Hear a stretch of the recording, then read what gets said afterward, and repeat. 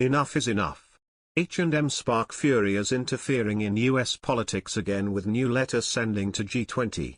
Meghan Markle and Prince Harry criticized as involved themselves in US politics again by penning a letter to G20 leaders.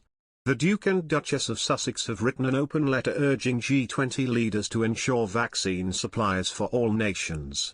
Within their letter, Prince Harry, 37, and Meghan Markle, 40, claim that promises of vaccine donations from these countries are not reaching the globe's most vulnerable.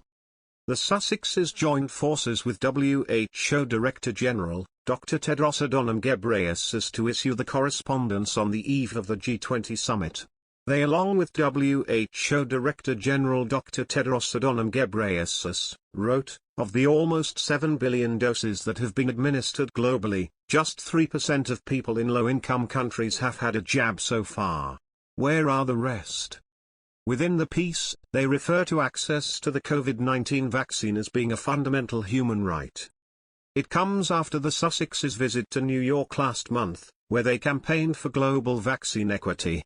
The Duke and Duchess held a round table with WHO during their trip, where leaders from across global public health, government, and civil society discussed the barriers to vaccine access in low-income nations. It is anticipated that environmental issues will be prominent on the agenda for G20, but the recovery from the pandemic is also likely to feature in discussions between world leaders.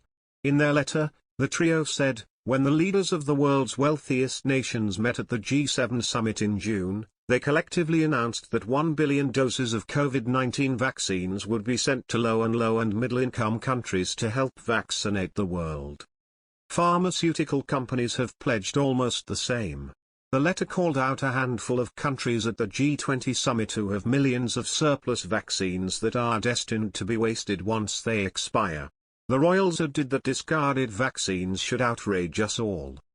They wrote, each dose represents a real person, a mother, father, daughter, or son, who could have been protected. Each of us come from very different places, backgrounds, and life experiences, but we share a common goal, to tackle global inequity. They said, each dose represents a real person, a mother, father, daughter, or son, who could have been protected. Each of us come from very different places, backgrounds, and life experiences, but we share a common goal, to tackle global inequity. The open document concludes with the following: there are many crises that you, the stewards of our planet, must grapple with this weekend: the climate emergency, the state of our global economy, a recommitment to multilateralism. Yet, in many ways, making headway on these priorities depends on whether we can beat this pandemic. Cooperation of historic proportion is the only solution. Lives literally depend on it. It comes after Meghan issued a letter to U.S. Congress leaders to advocate for paid leave for all parents. She drew on her status as a mother of two within the campaign piece and issued a call to ensure that millions of American families can access guaranteed paid leave.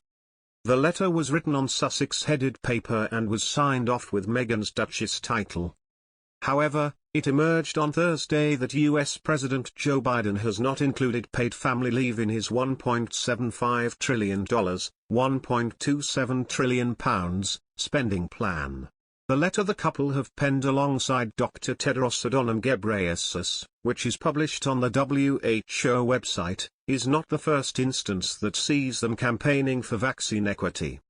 Last month, Harry and Meghan appeared on stage in New York for the Global Citizen Live event where the couple called on pharmaceutical companies to waive their intellectual property rights on COVID vaccines as the pandemic was becoming a human rights crisis. The couple, who have recently spoken out about other humanitarian crises in Afghanistan and Haiti, previously teamed up with VaxLive and Global Citizen in September to support vaccine equity and stop the spread of vaccine misinformation.